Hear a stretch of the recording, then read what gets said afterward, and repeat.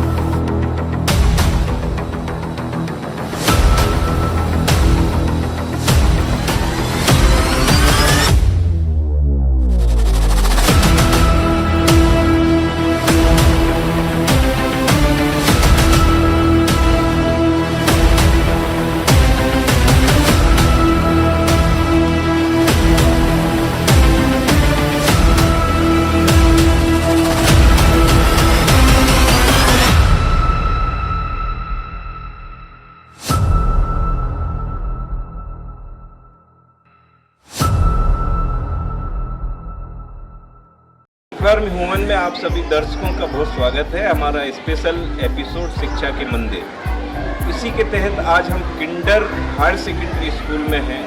और जब यहाँ पर हमने कुछ परिसर का जब भ्रमण किया, यहाँ पे बारीकी से जब हमने देखा, तो यहाँ जो सबसे महत्वपूर्ण बात निकल के जो सामने आई है कि यहाँ शिक्षा, पढ़ाई, इस पे तो पूरा फोकस है ही, लेकिन बच्चों के समग्र विकास को लेके भी मैनेजमेंट, यहाँ का स्टाफ, तमाम लोग इस पर पूरा फोकस करते हैं। यहाँ एक टैगलाइन भी मैंने पढ़ी हुई थी जिसमें लिखा हुआ है कि अनुशासन, शिक्षा के साथ संस्कार। हमारे साथ वर्मा सर की बेटी और इस स्कूल के प्रबंधन को पूरा अपने ऊपर लेके चलने वाली हिमांशी, आपका बहुत स्वागत है।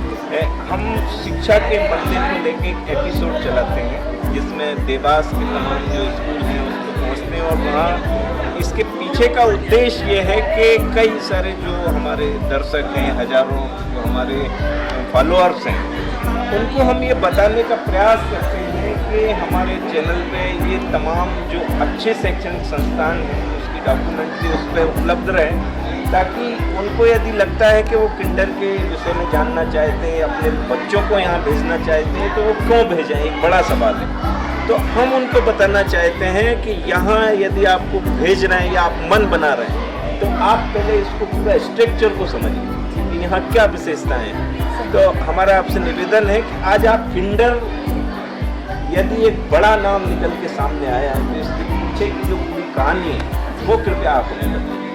बिल्कुल सर, पहले तो मैं आपका स्वागत करना चाहूँगी हायर सेकेंडरी स्कूल में। किंडर हायर सेकेंडरी स्कूल की अगर बात की जाए तो वर्मा सर के पास स्कूल को आए करीब 15 साल हो चुके हैं। वर्मा मैम और वर्मा सर दोनों स्कूल पूरी तरीके से करते हैं। हम लोग थोड़ा कुछ अपना पार्ट रोल प्ले कर देते हैं, जो भी हमें बताया जाता है उसके अकॉर्डिंग।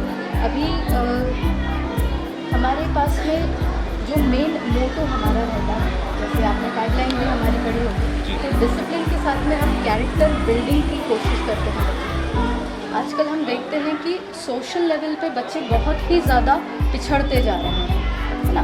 मतलब मेरा कहने का तात्पर्य ये है कि बच्चों में कहीं ना कहीं लोगों के प्रति एक सहानुभूति का जो भाव होता है वो भी कम होते जा रहा है। तो हम चाहते हैं कि यहाँ से निकला हुआ बच्चा एजुकेशन में तो आगे बढ़े ही, बट उसका सोशली एक इन्वॉल्वमेंट ऐसा रहे कि लोग उसके कैरेक्टर को देख करके कुछ अच्छा सोचें। बहुत बढ़िया।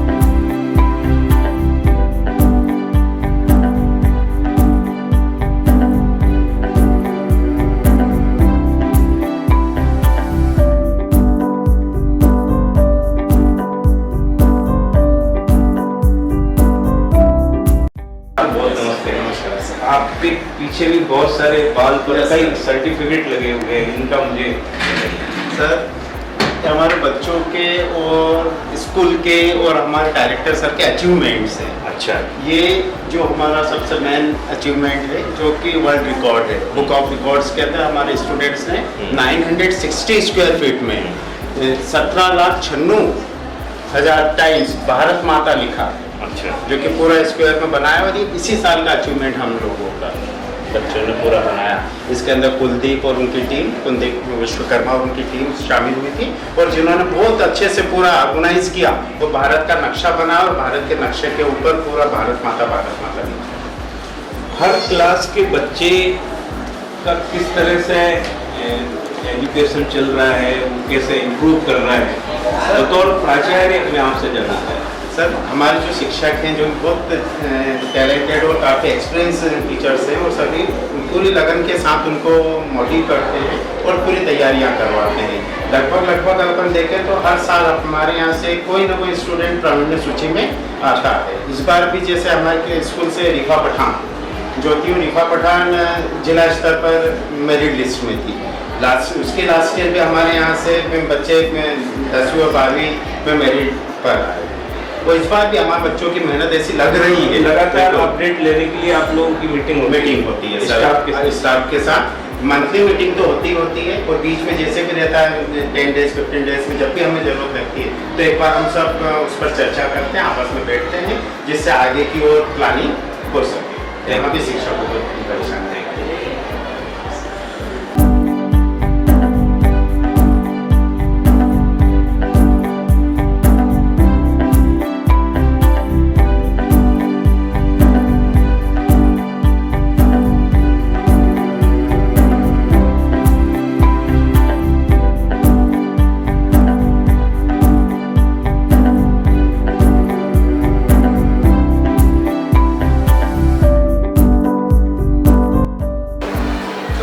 हम ये जगह है, ये पुस्तकालय और यहाँ पे क्या शेड्यूल रहता है बच्चों का? जी मैडम, बच्चे जब फ्री पीरियड रहता है तो अपने सब्जेक्ट से रिलेटेड बुक वगैरह पढ़ता है। अच्छा, कभी बच्चों का एक्स्ट्रा कभी मन करे कि यहाँ पे पढ़ना है तो हाँ बिल्कुल सुविधा है, ठीक है। वो आके पढ़ा है।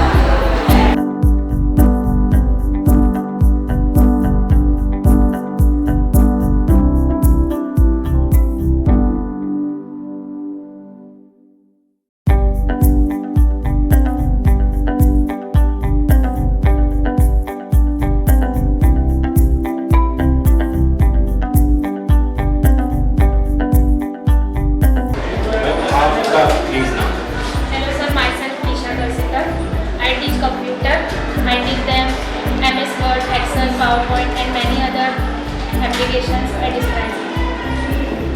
Okay, thank you.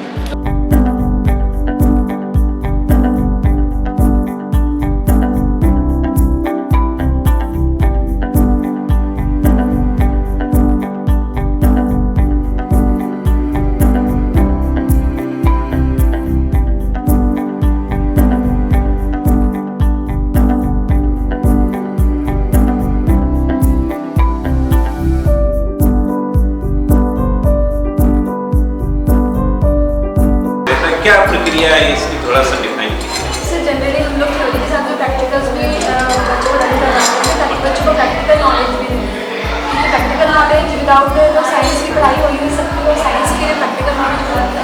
ठीक है, इसलिए प्रैक्टिकल नॉलेज केमिस्ट्री बायोलॉजी। बेटा आपका नाम क्या है?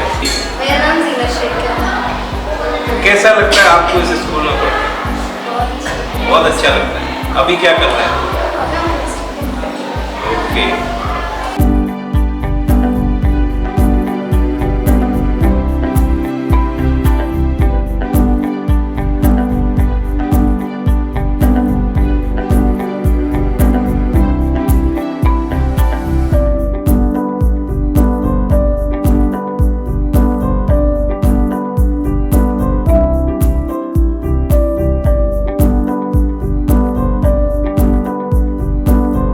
आपका नाम क्या है?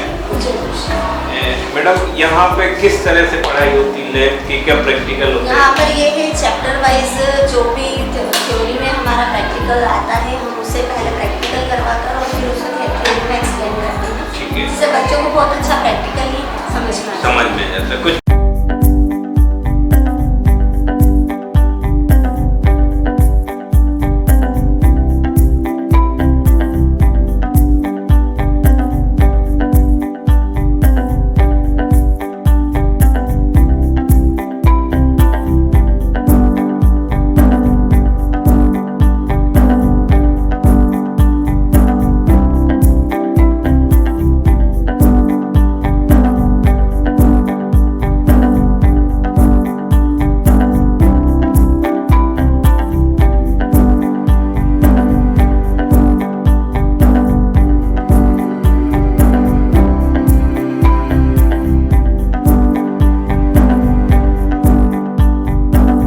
जैसे हमारा human skeleton, circulation of blood, कुछ ऐसे टॉपिक्स हैं। और ये हमारी मैम है जो बच्चों को पूरा गाइड करता है किस तरह से एक्सपेरिमेंट के साथ बच्चे चीज़ें सीख सकते हैं। Okay, thank you.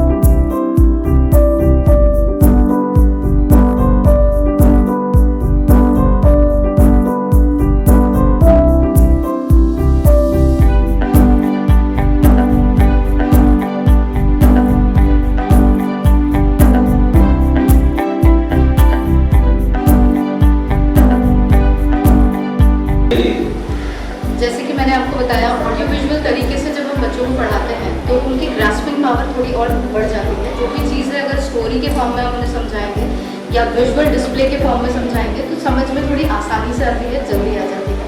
तो हम यहाँ पे सभी सब्जेक्ट्स की क्लासेस लगाते हैं। इसका भी एक प्रॉपर करिकुलम बनाया हुआ है हमने कि कौन सी क्लास कितनी बार कौन से सब्जेक्ट के। सेकेंडरी स्कूल के डायरेक्टर हेमंत वर्मा सर, आपका बहुत स्वागत है। एक मेरा प्रश्न है सर, कोई अभिभावक यदि ये तय करता है कि हमें अपने बच्चे को किंडर स्कूल में भेजना है तो वो क्यों यहाँ भेजे, ये मेरे मन का प्रश्न। इसके लिए मैं यही कहूँगा, एक तुलनात्मक भाव हो जाता है ना, कि हम बच्चों को क्या दे रहे हैं, है ना। तो पेरेंट्स से तो यही कहूँगा कि वो अक्सर ये देखते हैं कि हम अपने पास में जो स्कूल है उसमें बच्चे को भेज दें, लेकिन जब बात आती है कि स्कूल में फैसिलिटीज़ क्या हैं, कैसी हैं, उसको देखना पेरेंट्स के लिए बहुत ज़्यादा ज़रूरी होता है।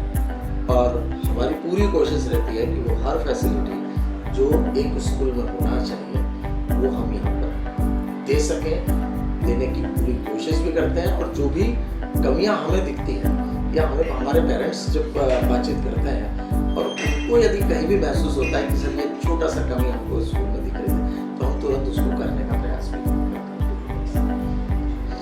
आपको बहुत वर्ष हो गए इस क्षेत्र में, शिक्षा के क्षेत्र में। जब आपके पढ़ाए हुए बच्चे कई उपलब्धियां हासिल करते हैं, कई पदों पर पहुंचते हैं, स्कूल से बच्चे निकलकर उपलब्धियां हासिल करते हैं, तब आपको कैसा लगता है? मुझे बहुत गर्व होता है साहब। एक गर्व का अनुभव होता है जब कोई भी बच्चा ऊंचे पद पर पहुंचता है। और मुझे खुशी तो इसलिए है क्योंकि 40 साल तो मुझे देवास में पढ़ाते हो गए। तो मुझे खुशी इसलिए है कि जब मैं आज कभी भी किसी क्लास में पहुंचता हूँ तो जब मैं ये पूछता हूँ कि कितने बच्चे ऐसे हैं जिनके पेरेंट्स मेरे से पढ़ते हैं, तो हर क्लासरूम में 4 से 6 बच्चे खड़े हो जाते हैं। मैंने दूसरी पीढ़ी को मैं पढ़ा रहा हूँ। और जब एक जान करके तो मुझे बड़ा ताज्जुब हुआ कि जब एक तीसरी पीढ़ी का भी एक बच्चा क्लास फर्स्ट में हो गया, जिसकी दादी को मैं पढ़ा चुका हूँ, उनकी बेटी को मैं पढ़ा चुका हूँ और उनकी बेटी मेरे पास जब पढ़ने आई, तो ये एक लंबा विश्वास का जो चरण चल रहा है, तो उससे बड़ी खुशी होती है। मैंने अपनी बातचीत का सिलसिला भी वहीं से शुरू किया था कि देश के साथ साथ आप अपनी क्रियाओं से, अपने तमाम जो आपके काम करने के तरीके हैं उससे मैसेज देने में आप ज़्यादा भरोसा रखते हैं। इसीलिए शायद परिवार में भी यदि हम देखते हैं तो मैडम भी यहाँ पे अपनी सेवा देती हैं, बेटी मानसी जो यहाँ पे मैनेजमेंट संभालती हैं, बेटे भी यही सकते, पूरे परिवार को भी आपने शिक्षा के क्षेत्र के माध्यम से ही समाज की सेवा करने के लिए कहीं ना कहीं जोड़ रखा है। पूरा परिवार जब इसी क्षेत्र में आपके ही मार्ग पर चल रहा है तब कैसा लगता है?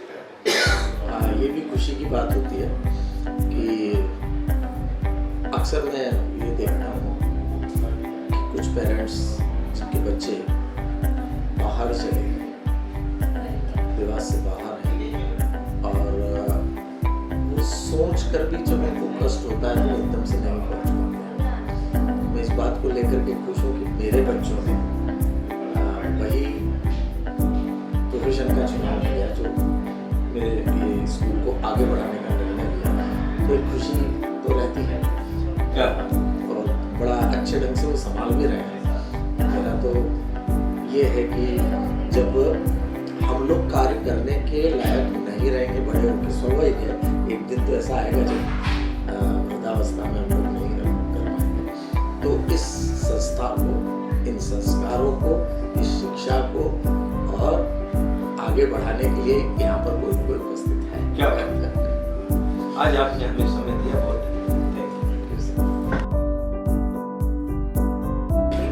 लैंग्वेज क्लास क्या है? Sir, this is the English language lab and it is specially designed to improve the vocabulary of English, pronunciation of English and the grammar of the English. Therefore, the communication skill of the student is improved and they speak more fluently and quickly. मतलब आप English की जो language class है और इस language class में अंग्रेजी को द्रवित ग्रामर किया किस तरह से बोलना, किस तरह से उसका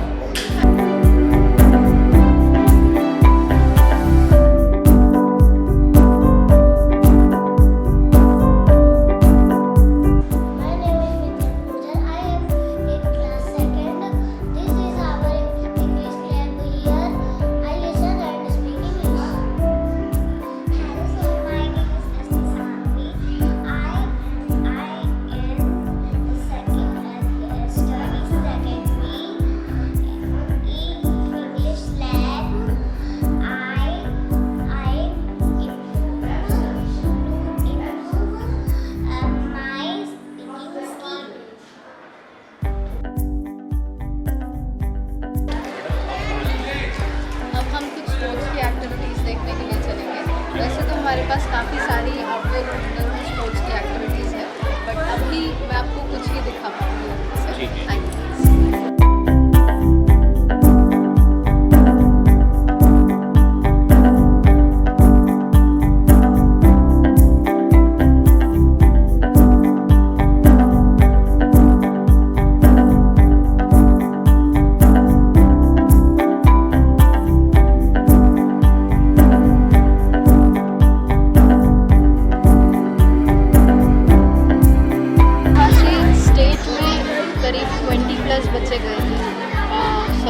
स्टेट में हमारे यहाँ से 40+ बच्चे गए हैं और नेशनल से हमारे यहाँ से 20+ बच्चे गए हैं। 20+ मतलब स्टेट और नेशनल दोनों स्तर के बच्चे कराटे। ये कितने साल से आपका कराटे क्लास है? सर कराटे क्लासेस चलते थे 2 साल हो चुके हैं। 2 साल में नेशनल और स्टेट और नेशनल तक पहुँचे हैं कराटे। ये बहुत बड़ा अचीवमेंट इस स्कूल का है और यहाँ के जो प्लेस टीचर हैं और कराटे शिक्षक हैं उनकी बड़ी भूमिका है। ये जगह ये हमारा कॉन्फ्रेंस हॉल है। यहाँ पर हम जो छोटे प्रोग्राम्स होते हैं 300 की स्ट्रेंथ होती है, उनको हम यहाँ पर कंडक्ट करते हैं। बच्चे जनरली लंच पे यहीं पर करते हैं और साथ में हमारे प्रोग्राम्स भी होते हैं। इंडोर गेम्स भी सब हम यहाँ पे कौन कौन से इंडोर गेम्स हैं और क्या बच्चों के इंडोर गेम्स में टेबल टेनिस अपने पास, आर्चरी हो गया है, बैडमिंटन हो गया, 3 गेम अपने पास इंडोर है। उसके बाद में आउटडोर में खो-खो हो गया, बास्केटबॉल हो गया। स्पोर्ट्स की बात हो गई, बहुत कुछ हमने परिसर में जाना भी। अब आप हमें कहाँ लेके चल रहे हैं? अब हम आपको हमारे जहाँ पे प्रोग्राम्स होते हैं स्कूल के सारे जिस स्टेज पे, उसके बारे में थोड़ा सा कुछ जानकारी देना चाहूँगी। जैसे आप वर्मा सर को जानते ही हैं, वो थोड़ा कला के प्रति हमेशा से उनका झुकाव रहा है, तो वो हर चीज़ में कुछ डिफरेंट करने की कोशिश करते हैं। तो अगर आप हमारे स्टेज को भी देखेंगे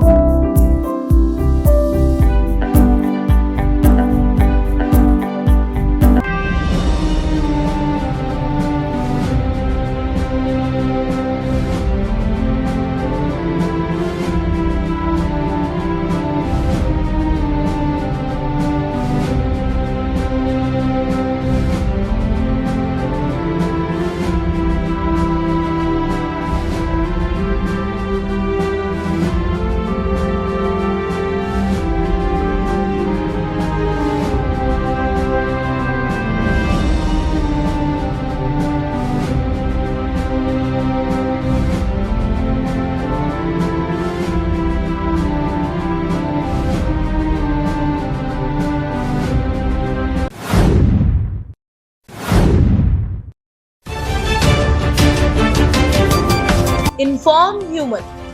आप तक सच पहुंचे, यही हमारी कोशिश है।